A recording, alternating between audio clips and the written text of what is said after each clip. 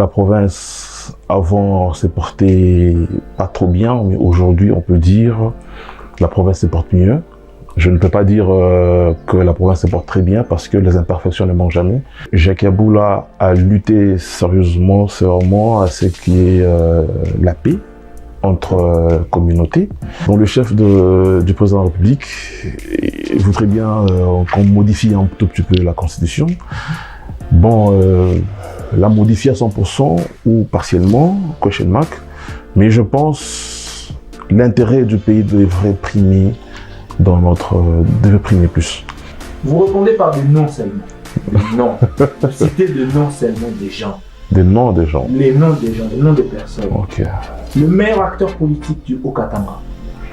Le meilleur politique au Katanga aujourd'hui, c'est Jacques Yeboah. Le meilleur président qui a succédé à la tête de ce pays depuis que nous avons pris notre indépendance jusqu'à ce jour. Je sais que dire.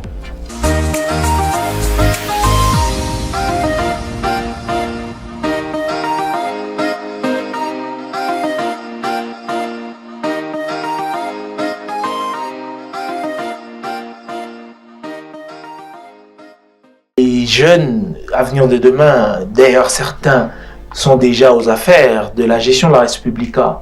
Raison pour laquelle aujourd'hui nous avons sur ces plateaux spéciales un jeune, intelligent, une éminence grise qui réfléchit sur la situation socio-économico-administrative du pays d'une manière générale, mais plus particulièrement de la province du Haut-Katanga où nous nous trouvons. Il s'appelle Blaise, mais je vais lui laisser la primaire de se présenter aisément pour que nous puissions le connaître, pour ceux-là qui ne le connaissent pas, et nous puissions entendre la profondeur de ses réflexions et ses propositions au pluriel sur la gestion de notre province et comment il perçoit l'avenir de cette dernière. Monsieur Blaise, bonjour.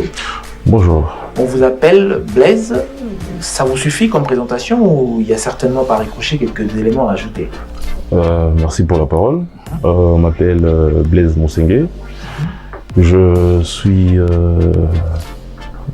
un jeune actif, beaucoup plus dans la politique.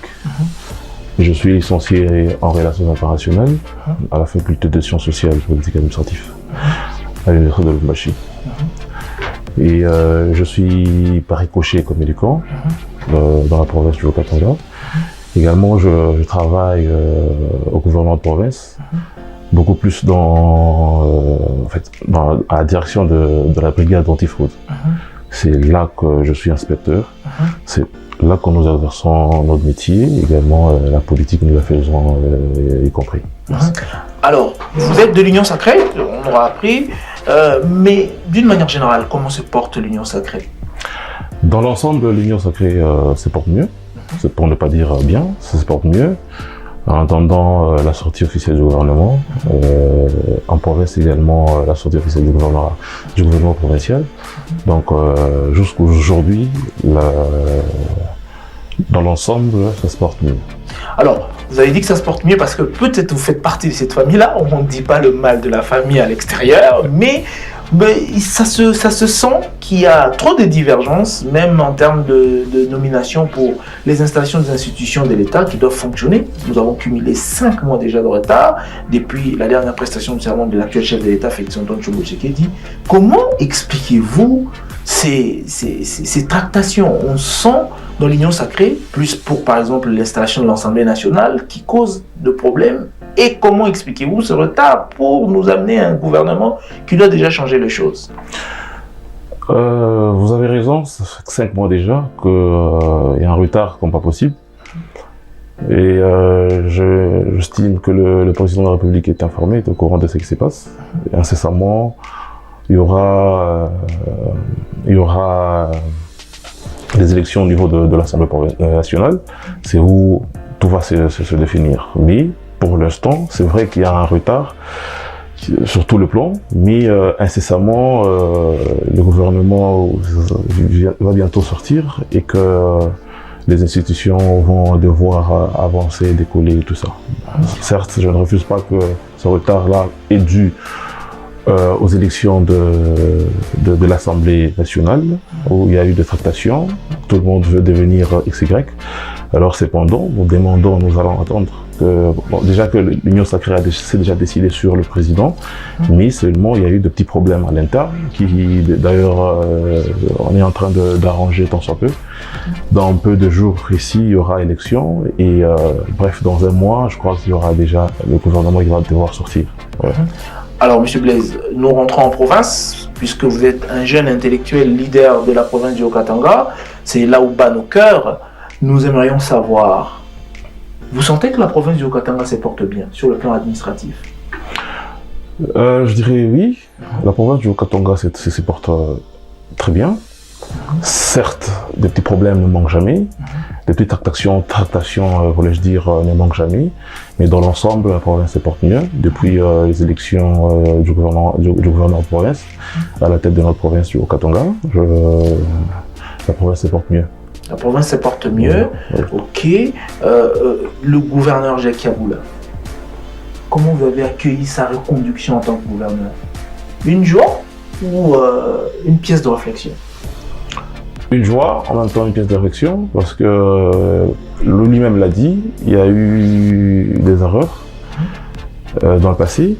Le président de la République a fait encore confiance en disant que c'était un homme intègre, c'était un homme juste. Nous l'avons accueilli avec joie parce qu'il a de projets pour cette province. C'est que la province avant s'est portée pas trop bien, mais aujourd'hui on peut dire la province se porte mieux. Je ne peux pas dire que la province se porte très bien parce que les imperfections ne manquent jamais. Déjà dans son allocution lors de la présentation de son programme devant le grand électeur, nos députés, il a reconnu en disant qu'il y a eu des erreurs dans le passé et qu'il y a encore beaucoup à faire dans l'avenir. C'est que nous avons une ferme conviction que cette province aura encore beaucoup plus de métamorphoses. Il va encore travailler mieux pour laisser des vraies empreintes dans cette province. Donc, voilà. Monsieur Blaise, vous êtes un acteur politique et un opérateur politique. Certainement, vous connaissez la situation réelle, la situation sociale des habitants et habitantes de la province du Haut-Katanga. Moi, j'aimerais qu'on fasse un petit exercice. Vous allez regarder droit à cette caméra. Okay. Vous allez faire comme si vous n'êtes pas indépendant de Jacques Yaboula, que vous êtes un conseiller tierce, une tierce personne. Qu'est-ce que vous allez lui dire comme conseil en termes de gestion de cette province? Il commence par où? Il touche où? Quels sont les secteurs selon vous prioritaires qu'il doit dans l'urgence résoudre? Monsieur le gouverneur de province du Haut-Katanga, je dis Jacques Yaboula, autrement l'appelé Vandali. S'il faudrait que je lui conseille au jour d'aujourd'hui, c'est que la province a peut-être quelques problèmes sur le plan infrastructurel. C'est que le Haut-Katanga voudrait avoir de routes pour désengorger les communes, désengorger le territoire. Certes, ça ne sera pas assez facile avec la situation économique actuelle, mais nous avons une ferme conviction que nos différentes propositions que nous allons déposer auprès du gouverneur de province, ce qui concerne les infrastructures dans la province. Les communes ont besoin de désengorger certains quartiers, parce que ça va du développement de cette province, parce qu'on ne peut jamais parler du développement sans pourtant parler des infrastructures. Des infrastructures qui vont peut-être quitter de Mitwaba à Lubumbashi, de Kasenga à Lubumbashi, de Mpweto à Lubumbashi.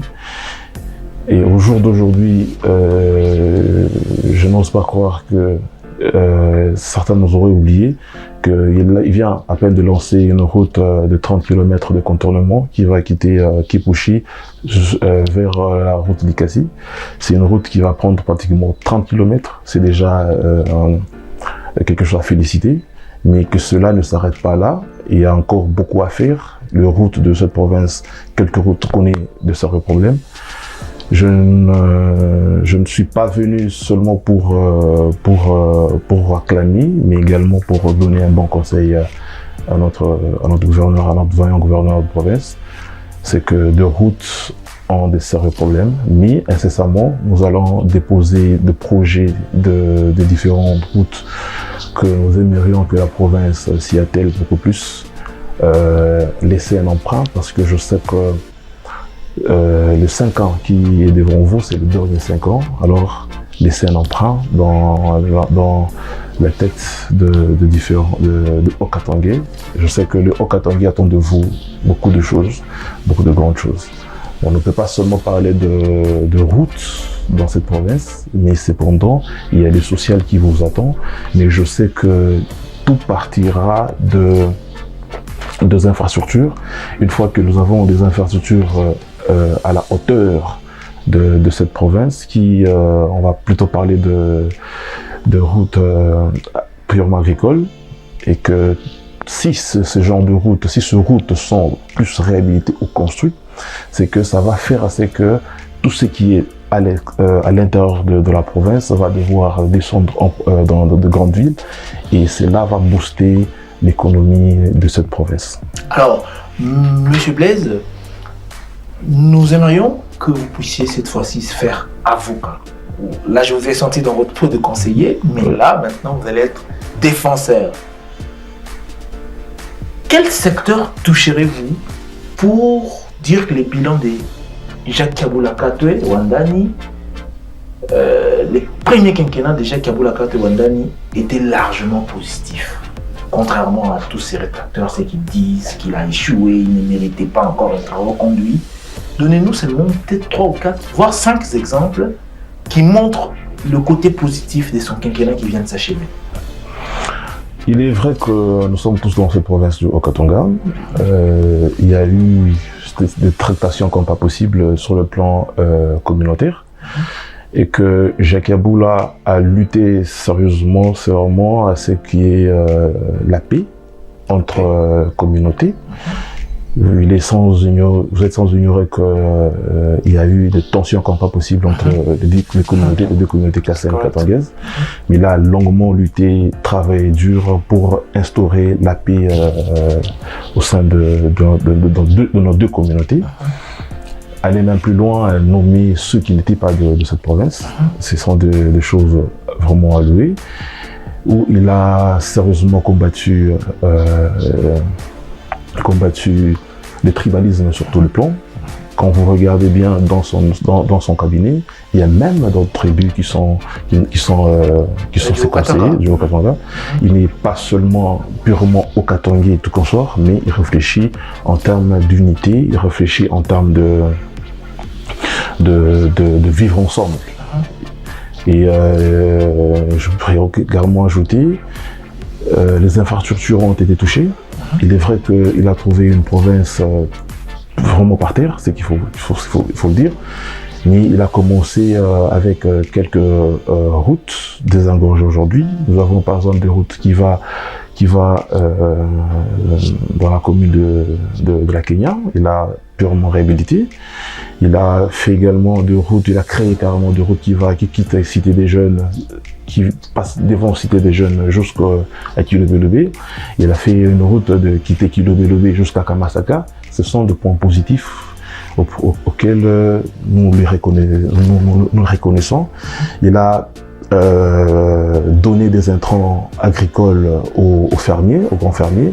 Aujourd'hui, la province connaît un tout petit peu une stabilité sur le plan économique.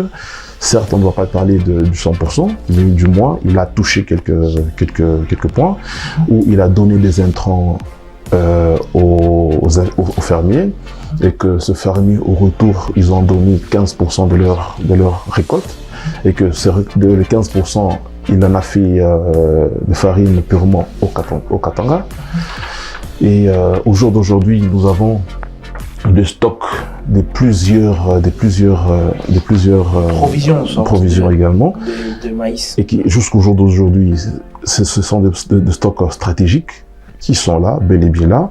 Je crois que en lui donnant encore un peu de temps, deuxième mandat, et faire encore mieux. La révision de la Constitution, c'est vrai que vous êtes digne fils du Haut-Katanga, mais vous êtes aussi opérateur politique, un acteur politique, et au niveau national, voire même international. Pour ou contre la révision, l'actuelle constitution de notre pays? Pour ou contre, c'est une question difficile à répondre tout de suite. Bon, le chef du président de la République voudrait bien qu'on modifie un tout petit peu la constitution.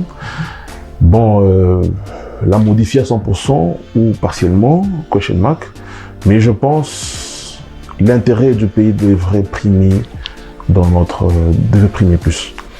Si cela s'avère important, changer la constitution, pourquoi pas, mais cependant, il y a des articles clés auxquels on devrait beaucoup plus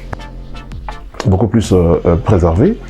Mais si peut-être, parce qu'aujourd'hui, vous m'avez posé la question dans notre jeu, aujourd'hui, on a des difficultés à sortir le gouvernement.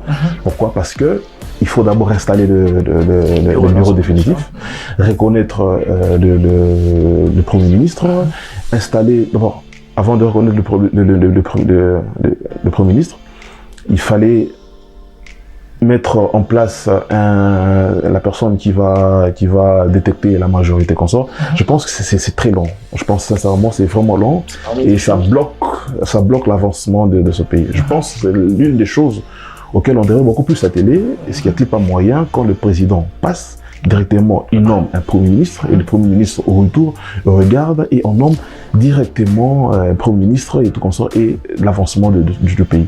Bon, s'il faudrait attendre qu'il y ait d'abord un informateur, après un informateur, après un informateur, c'est très long. Moi je pense s'il y a lieu qu'on essaie un peu d'abolir tous ces procédures et qu'on passe directement au Premier ministre et l'avancement du pays. Je pense si c'est dans cette optique, je suis d'accord.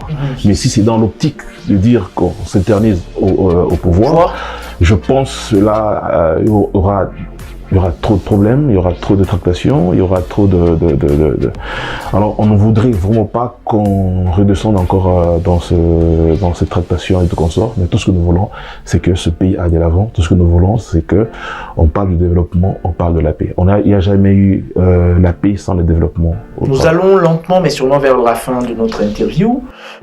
Monsieur Blaise, nous vous remercions de nous avoir honorés, malgré vos multiples occupations, de venir nous honorer sur ces plateaux spéciaux. Merci beaucoup. Mais il nous reste deux petites questions. Pourquoi le sourire est sur mes lèvres? Parce que celle-ci, je pense qu'elle va faire sécher les salives. Okay. Vous répondez par des noms seulement. Des noms. Vous citez des noms seulement des gens. Des noms des gens. Les noms des gens, les noms des personnes. Okay. Le meilleur acteur politique du Haut-Katanga. Le meilleur politique au Katanga aujourd'hui, c'est Jacques Aboulakatou. Le meilleur homme politique de Kinshasa. Le meilleur homme politique de Kinshasa. Je ne sais pas.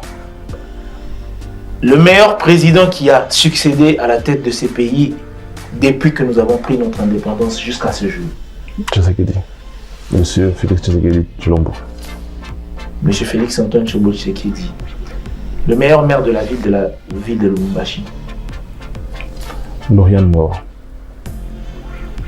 Si on vous demandait à vous aujourd'hui, si ça dépendait de l'opérateur politique Blaise, c'est qui que vous mettrez à la primature de notre pays?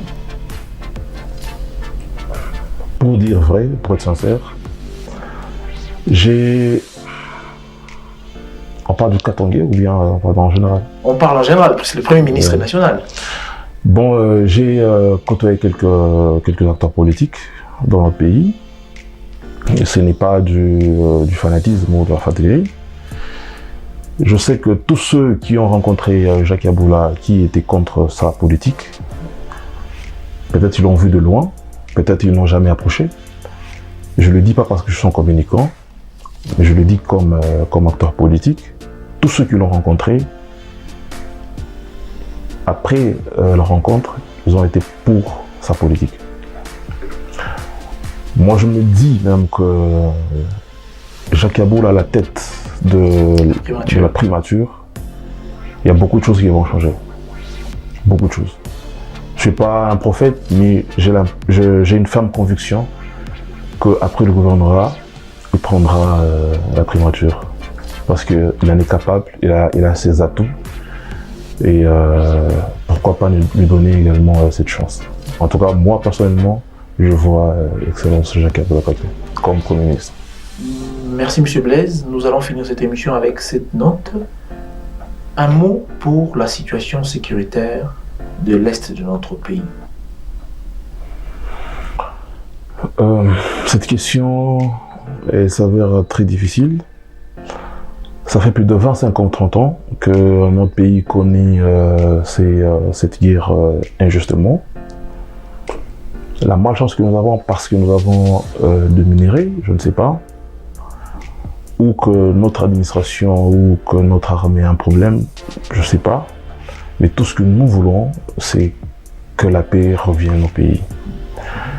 Je fais les relations internationales, je sais de quoi je parle. La guerre n'est pas une bonne chose, mais nous avons connu un problème à l'Est il n'y a pas longtemps où on a jeté des bombes et qu'il y a de nos compatriotes qui sont morts. Il y a des enfants et tout. C'est pas bon de voir ces genres d'images. Mais tout ce que je demanderais, c'est que le chef de l'État, il n'y a que vous qui peut mettre fin à cette tratation. Inutile d'aller à l'extérieur du pays. Inutile d'aller toujours demander de l'aide de l'extérieur. Mais nous avons l'armée. Si aujourd'hui il y a cette attaque qu'on a fait récemment, le mieux serait d'abord de riposter.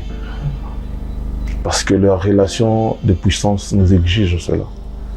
Si aujourd'hui on tue, on pille, mais nous, on va à l'extérieur demander de l'aide, à ce que la communauté internationale puisse condamner le Rwanda. C'est vrai, ils l'ont fait. Mais pour quelle fin? Pour quel résultat? Monsieur le Président de la République, Monsieur Félix-Antoine Tshisekedi Tshilombo, mettez fin à cette guerre. C'est possible. Tous nous regardons votre politique. Nous apprécions la politique que vous faites.